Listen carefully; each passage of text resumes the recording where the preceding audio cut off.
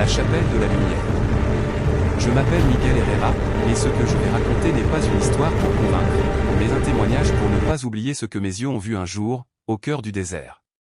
J'étais soldat de l'armée mexicaine, envoyé sous le drapeau des Nations Unies pour une mission de paix au Soudan. J'avais 27 ans et cette arrogance naïve de ceux qui croient comprendre la guerre. Mais rien, absolument rien, ne m'avait préparé à ce que j'allais y découvrir. Le soleil, là-bas, n'était pas un astre, c'était un ennemi. Sa chaleur ne brûlait pas seulement la peau, elle consumait l'âme. L'air sentait la poussière, le sang et la peur. Chaque jour, nous traversions des villages réduits en cendres, marqués par les affrontements tribaux. Sur chaque mur, des impacts de balles, dans chaque puits, une eau empoisonnée. Des jouets d'enfants gisaient dans la poussière, brisés.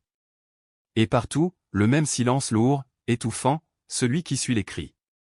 Je n'étais pas un homme religieux. Mes parents priaient, ma grand-mère parlait de la Vierge avec une ferveur simple, mais pour moi, la foi n'était qu'un mot ancien, un ornement sur les murs des maisons pauvres.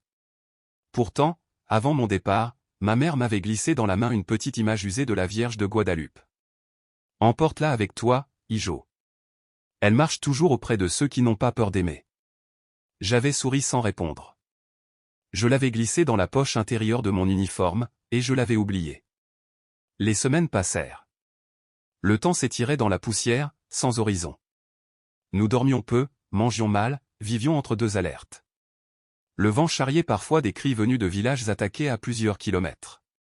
Une nuit, alors que je faisais la ronde autour d'un camp de réfugiés, j'entendis un chant. Ce n'était ni de l'arabe, ni de l'espagnol. C'était une mélodie ancienne, plaintive, presque céleste. Je m'approchai, prudemment. 3 femmes africaines étaient agenouillées devant une petite statue de bois, une vierge au visage sombre, les mains jointes, les yeux pleins d'une douceur infinie. L'une d'elles leva la tête et me dit en anglais hésitant. « She when it comes near. » Elle pleure quand la haine s'approche. Je ne sus quoi répondre. Peut-être voulait-elle parler de la guerre, mais dans sa voix, il y avait autre chose, comme une prophétie. Les jours suivants, chaque fois que notre patrouille repassait par ce village, je m'arrêtais quelques instants devant cette image. Sans raison. Peut-être parce que, pour la première fois, un lieu ne sentait ni la peur, ni la mort. Puis vint le jour du feu. Une après-midi, le commandement nous avertit qu'un groupe rebelle approchait. Nous devions évacuer les civils. Quand nous arrivâmes à l'aube, le village brûlait déjà. Des cris, des tirs, des flammes, la poussière rouge du chaos. Je courus vers le centre à la recherche de survivants. C'est alors que je la vis, la petite chapelle de terre, la statue à l'intérieur. Un rebelle riait en visant la Vierge. Il tira. La balle frappa le mur, la statue tomba, sans se briser. Je me précipitai, la ramassai et la serrai contre ma poitrine. Une explosion retentit. Le sol s'ouvrit sous mes pieds. Quand je repris conscience, tout autour n'était plus que feu et cendres. Je voulais bouger, mais le poids de l'équipement me clouait au sol. J'appelai mes compagnons, sans réponse. Et là, au milieu des flammes, je la vis de nouveau, la Vierge, intacte. Le feu l'entourait sans la consumeur. Je rampai jusqu'à elle, mais une rafale me força à me plaquer contre le sol. Les tirs se rapprochaient, les cris se mêlaient au sifflement des balles. Et pourtant, en plein enfer, je sentis une paix étrange, profonde. Je serrai la statue contre moi et murmurai. Madre, si está aquí, no nos abandonne. Mère, si tu es là, ne nous abandonne pas. Alors, tout changea. L'air se fit plus frais. Le vent porta un parfum de rose, irréel dans ce désert brûlé. Les flammes cessèrent de danser, figées comme suspendues par une main invisible. Les rebelles reculèrent, terrifiés. Et dans la poussière, un char ennemi apparut, son canon pointé vers nous. Il avançait, insensible aux signaux. Son moteur grondait comme une bête aveugle. Nous savions que c'était la fin. J'étais toujours debout, la statue serrée contre moi. Le canon s'arrêta, aligné sur la Vierge. À couvert, hurla un officier. Mais je ne bougeais pas. Quelque chose en moi refusait la fuite. Je vis l'étincelle. Le projectile sortit du canon, une lueur de mort traçant sa ligne dans l'air. Et soudain, il s'arrêta. Suspendu à quelques mètres, tournoyant lentement dans une lumière dorée. Le temps se figea. le vent tomba. Même le rugissement du char s'éteignit. Une voix parla, non pas à mes oreilles, mais à mon âme. Là où l'homme détruit, mon amour demeure. La lumière grandit jusqu'à nous aveugler. Quand elle se dissipa, le char était immobile, silencieux, son moteur mort. La balle gisait au sol, intacte, froide. Je tombais à genoux. Mes mains tremblaient. Je ne savais plus s'il fallait prier, pleurer ou rire. La Vierge brillait doucement dans mes bras, sans trace de suie, sans brûlure. Et quand le soleil se leva sur le désert, son visage semblait vivant, baigné d'une tendresse que nul sculpteur n'aurait su rendre. Personne ne bougea. Les soldats, les villageois, même les rebelles restèrent figés devant cette scène irréelle, le char arrêté, la balle inerte, et la Vierge resplendissante sous la lumière de l'aube. Un jeune insurgé s'avança, les mains levées. Sa voix tremblait. Nos disparants. J'ai vu la lumière. Puis il tomba à genoux. D'autres l'imitèrent, déposant leurs armes. Mon camarade Ravière, le visage couvert de poussière, murmura. Miguel, qu'est-ce que c'était? Que as-tu fait? Je secouai la tête. Rien. C'est elle. Quand les renforts arrivèrent, le char restait muet, intact mais mort. Les ingénieurs l'examinèrent longuement. Aucune cause mécanique, disaient-ils, incrédules. Pendant ce temps, les villageois replacèrent la statue sur l'autel de fortune. Le silence était sacré. L'air embaumait encore la rose. Certains pleuraient. D'autres priaient. Cette nuit-là, je m'assis seul devant la chapelle. La lune faisait scintiller la dune. Je serrai la petite image, demandant. Madré, qu'as-tu fait? Le vent me caressa le visage comme une main maternelle. Une voix douce répondit au fond de moi. N'aie pas peur, mon fils. Ce n'est pas moi qui ai arrêté le char. C'est la foi, endormie en ton cœur, qui s'est réveillée. Le lendemain, des journalistes et des officiers étrangers arrivèrent. Ils exigeaient des preuves. Certains parlèrent d'hallucinations, d'illusions thermiques. Mais nous, ceux qui avions vu, savions. Le char s'était arrêté devant l'amour d'une mère. Bientôt, on appela l'endroit la chapelle de la lumière. Des gens vinrent de loin, marchant des heures sous le soleil pour voir le lieu du miracle. Il apportait des fleurs, des bougies, des rosaires. Des enfants touchaient le mur marqué par la balle. Ravière, longtemps sceptique, me dit un soir. Si ça, ce n'est pas Dieu, alors rien ne l'est. Je ne répondis pas.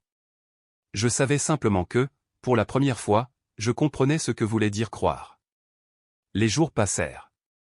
Et peu à peu, le désert changea. Là où régnaient les cendres, des fleurs blanches commencèrent à pousser, minuscules mais réelles. Les médecins secouaient la tête, impossible. Pas d'eau, pas de semences. Pourtant, chaque matin, elles étaient plus nombreuses, surtout près de la chapelle. Une nuit, j'entendis un murmure dehors. Je crus que c'était le vent. Je sortis. Et je la vis. Une femme, drapée d'un manteau bleu, se tenait debout près du char. Elle ne brillait pas, ne flottait pas, elle était là, simplement. Ses yeux avaient la même douceur que la statue. Je tombai à genoux. Ses lèvres bougèrent sans bruit, mais sa voix résonna en moi. L'acier se brise, l'amour jamais. Ce que tu as vu n'est qu'un commencement.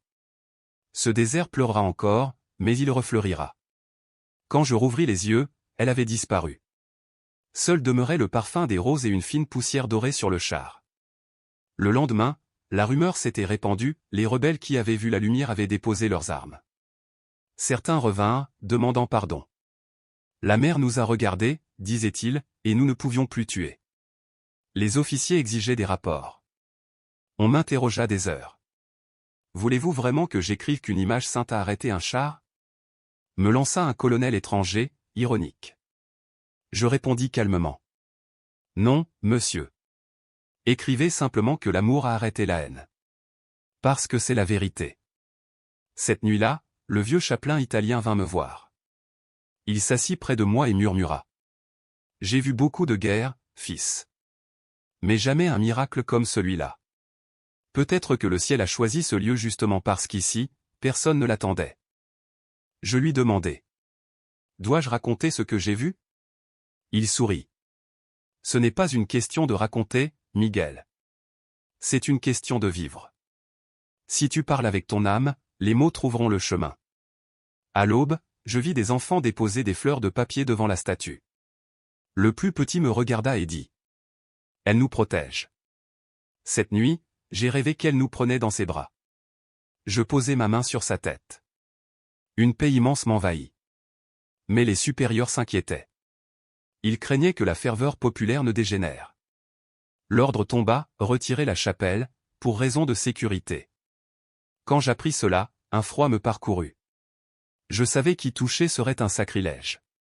Et cette nuit-là, sous les étoiles du désert, j'entendis à nouveau le grondement des moteurs. Un autre char approchait, droit vers la chapelle. Le sol tremblait. Les boîtes de conserve suspendues tintaient au vent. Confirmé, demanda le capitaine Ruiz. Confirmé, répondit la radio. Véhicule lourd venant du nord. Je croisai le regard de Ravière. Il tenta de sourire. Nous savions. Un autre monstre d'acier venait mettre à l'épreuve notre foi. Le chapelain sortit de sa tente, la lanterne à la main. Miguel, que se passe-t-il? Un char, mon père. Il vient droit sur nous. Il hocha la tête, sans peur, et entra dans la chapelle. L'air sentait la rose. Il s'agenouilla et murmura. Sainte Mère, si hier tu as arrêté la guerre, protège-nous encore. Le rugissement du moteur se fit plus fort. La terre vibrait. Le vieux prêtre se releva, me regarda droit dans les yeux et dit doucement. Ne fuis pas, Miguel. L'amour ne se cache pas. Alors j'avançai. La statue dans les mains. Et, face au char qui fonçait dans la nuit, je sentis qu'aucune peur, aucune arme, ne pouvait plus me toucher. Le tank d'or au témoignage de Miguel Herrera. Le vent soufflait si fort qu'il me fouettait le visage et me jetait des poignées de sable dans les yeux. Le désert tout entier semblait rugir. L'air vibrait, prêt à se briser. Devant moi, le tank avançait, lourd, implacable, chaque mètre avalé dans un grondement de tonnerre. Et moi, obstiné, je marchais vers lui, pas après pas, comme si une force invisible m'y poussait. Lorsqu'il fut à moins de 20 mètres, le canon s'abaissa lentement. Un éclair jaillit. Le feu fendit la nuit comme une flèche céleste. J'aurais dû fermer les yeux, tout homme l'aurait fait, mais je ne pus. Je regardais venir la mort. La balle tournoyait dans l'air, incandescente, une sphère de feu filant vers nous. Puis, la lumière changea. Ce ne fut plus un éclat de guerre, mais une clarté douce, liquide, dorée comme un lever de soleil. Le projectile se désintégra avant même de toucher le sol, se transformant en pluie d'étincelles qui dansaient sans brûler. Les grains de sable se mirent à briller comme si, sous nos pieds, dormait une mer d'étoiles. Le tank continua d'avancer, mais soudain son moteur gronda d'un son étrange, comme un animal blessé. Une explosion intérieure secoua la carcasse. De la fumée s'échappa par les grilles, et le monstre d'acier s'immobilisa. Aucun feu, aucun cri, seulement un silence si pur qu'il semblait sacré. Le capellan, la voix tremblante, commença à prier. Sainte Marie, Mère de Dieu, priez pour nous, pauvres pécheurs, maintenant et à l'heure de notre mort. Le vent emporta sa prière jusqu'au tank immobile. Et c'est alors que nous la vîmes, une silhouette de lumière posée sur le véhicule. Ce n'était pas un corps, mais une forme de clarté, comme une femme enveloppée d'un manteau bleu qui ondulait doucement, respirant avec le vent. Les rebelles, cachés derrière les dunes, sortirent un à un. Certains tombèrent à genoux, d'autres pleuraient sans honte. La lumière descendit lentement, se posa sur le sable devant la petite chapelle. Le silence devint total. J'étais déjà à genoux quand le parfum nous atteignit, un parfum si fort, si pur, qu'il faisait mal à respirer. Et alors, sans qu'aucune bouche ne s'ouvre, une voix parla. Elle venait du cœur, de nos poitrines, du souffle même. Mes enfants, je ne suis pas venu montrer le pouvoir, mais la compassion. Là où naît la foi, les armes se taisent. Laissez le pardon fleurir là où le feu a régné. Le resplendissement s'étendit. Les cierges de la chapelle s'allumèrent d'eux-mêmes. Le métal du tank prit une teinte dorée, comme si la lumière le purifiait. Ceux qui étaient tout près dirent avoir entendu un sanglot, mais si doux qu'il ressemblait aux pleurs d'une mère voyant revenir son enfant. Le capitaine Ruiz, soldat rude et sans religion, s'avança. Il ôta son casque, le laissa tomber dans le sable. J'ai vu la guerre toute ma vie, dit-il d'une voix brisée, mais ceci ne vient pas de la terre. Le prêtre pleurait. À côté de moi, Ravière murmura. Elle nous a sauvés, encore une fois. Quand la lumière se dissipa, le tank n'était plus une arme. Son métal était mat, apaisé, et sur la tourelle s'était formée une petite croix faite de sable solidifié. Les soldats ennemis sortirent de leur abri, hagards. L'un d'eux, en pleurs, s'approcha et me tendit son fusil. Nous ne savions pas contre qui nous tirions, dit-il dans une langue que pourtant je compris. Nous avons vu le feu, puis elle. Cette nuit-là, il n'y eut plus de combat. Les deux camps restèrent ensemble, sans ordre, sans peur. Certains priaient, d'autres contemplaient le ciel, attendant l'aube pour savoir si tout cela avait été un rêve. Mais au lever du soleil, le tank doré était toujours là, immobile, étincelant comme une statue.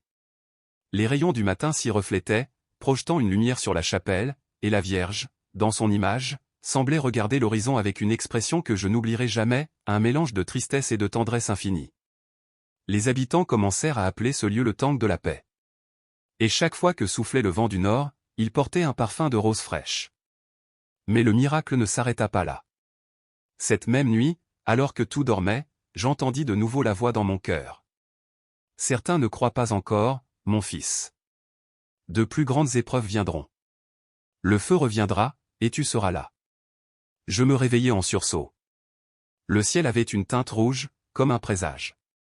Les jours suivants furent lourds de silence. Même les oiseaux avaient déserté le ciel. Le tank doré demeurait là, attirant soldats, villageois et journalistes. Certains venaient prier, d'autres mesurer, questionner, douter. Le capitaine Ruiz tentait de garder le contrôle. Ceci est une zone militaire, pas un lieu de pèlerinage. Mais personne ne l'écoutait. Le miracle s'était répandu comme un feu de paille à travers tout le Soudan.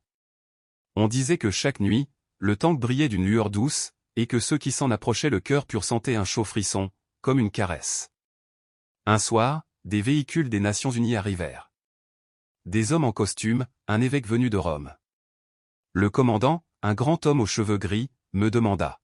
« Vous êtes le sergent Miguel Herrera ?»« Oui, monsieur. On dit que vous avez été témoin du phénomène. » « Ce n'était pas un phénomène, répondis-je. C'était un miracle. » Il resta impassible. Quoi qu'il en soit, il faut retirer le tank et démonter la chapelle. Cela trouble l'ordre. Les soldats prient au lieu d'obéir. Nous ne pouvons tolérer le fanatisme. Je sentis la colère me brûler. Ici, il y avait la mort, et maintenant il y a la paix. Si c'est cela le fanatisme, alors que Dieu nous juge. Cette nuit-là, on tint une réunion à huis clos. Au matin, Ruiz sortit, blême. Ordre de démonter la chapelle à l'aube et d'emmener le tank pour analyse. Personne ne parla. Nous savions qu'ils allaient profaner un miracle. Quand les premiers engins de démolition s'approchèrent, le soleil se levait. Les villageois entouraient la chapelle, en pleurs. Je me mis à genoux. Sainte Mère, ne laisse pas détruire ce que ta lumière a touché. Le capellan s'agenouilla à mes côtés. Le tank d'acier neuf avança, puis s'arrêta. Le sol vibra. Les chenilles tournaient, les moteurs hurlaient, mais le monstre ne bougeait pas. Une force invisible le clouait à la terre. Puis, soudain, le moteur s'éteignit. Le commandant s'écria. « Apportez des explosifs. S'il ne bouge pas, on le fera sauter. » Les villageois hurlèrent. Certains formèrent une chaîne humaine. Les soldats étrangers levèrent leurs armes. Je me plaçai entre eux et la chapelle. « Si vous voulez la détruire, il faudra me passer dessus. » Alors, un vent surgit du néant, si violent qu'il nous força à fermer les yeux. La tempête de sable s'éleva en spirale autour du tank et de la chapelle. Et au milieu du tourbillon, je la vis, la même lumière, la même femme, suspendue dans l'air, ses mains ouvertes vers nous. Sa voix emplit l'espace, vibrante et douce à la fois. « Ne détruisez pas ce que vous ne comprenez pas. Ce lieu n'est pas à moi, mais aux cœurs qui y ont trouvé l'espérance. » Le commandant recula, tremblant. « Mon fils, protège la foi non par les armes, mais par la vérité. Celui qui cherche à effacer l'amour le multiplie sans le savoir. » La lumière devint aveuglante, un chant s'éleva, et quand elle s'éteignit, le tank de démolition était couvert d'une fine poussière d'or. Les armes rouillées, les moteurs morts. Comme si 100 ans avaient passé en un souffle. Le commandant tomba à genoux. pardonne-nous, Sainte Mère. Nous ne savions pas. Cette nuit-là, on déclara officiellement les 2 tanks inutilisables. Aucun scientifique n'expliqua le phénomène. Pourtant, la rumeur se répandit jusqu'aux frontières du monde. Des foules arrivèrent, Éthiopiens, Égyptiens, Européens, avec des fleurs, des tissus, des prières. Le jour où l'évêque célébra la messe, une nuée de papillons blancs apparut au-dessus du peuple. Personne ne sut d'où ils venaient. J'eus alors la certitude, le ciel ne se cachait plus. Après la cérémonie, l'évêque me dit: Ce que tu as vu, Miguel, n'est pas à garder pour toi. C'est un témoignage à offrir. Pourquoi moi? Demandai-je. Parce que tu as cru sans exiger de preuves. Les miracles cherchent des cœurs comme le tien. Les années passèrent. Le désert autrefois stérile devint un lieu vivant. Là où régnait la peur, on entendait des chants, des rires, des prières. Les 2 tanks dorés se dressaient à l'entrée de la chapelle reconstruite, gardiens silencieux de la paix retrouvée. Chaque nuit, le parfum de rose revenait. Les cierges s'allumaient sans flamme. Et quand le vent passait sur le sable, il murmurait comme une prière. Un jour, on m'annonça que je serais rapatrié. Vous n'êtes plus soldat, me dit le commandant. Vous êtes symbole. Et les symboles n'obéissent pas. Je ne répondis rien. Cette nuit-là, je retournai prier dans la chapelle. Mère, si j'ai accompli ta volonté, laisse-moi rentrer chez moi. Sinon, montre-moi le chemin. La lumière m'enveloppa. Sa voix douce résonna. Il reste des cœurs qui n'ont pas entendu. Va vers eux. Aime comme j'aime. Je compris. Le lendemain, je quittai le désert. Les habitants me firent une cérémonie d'adieu. Mon ami Samuel, les yeux pleins de larmes, me dit: Tu as apporté la lumière, frère. Mais la lumière reste ici. De l'avion, je regardais le désert s'éloigner, immense, doré sous le soleil. Et dans le vent, il me sembla sentir encore le parfum des roses. De retour au Mexique, ma mère m'attendait. Elle me prit le visage entre ses mains. Tes yeux ont changé, mon fils. Là-bas, j'ai vu quelque chose que je ne peux expliquer. Alors ne l'explique pas, dit-elle en souriant. Vis avec. Depuis, je raconte ce que j'ai vu. Pas pour convaincre, mais pour rappeler. Car un jour, dans un désert lointain, un tank fonça sur la Vierge, et le feu s'arrêta. Le bruit s'éteignit. Et la foi, enfin, commença à marcher. Les années ont passé, mais parfois, quand le monde recommence à brûler, je ferme les yeux et répète.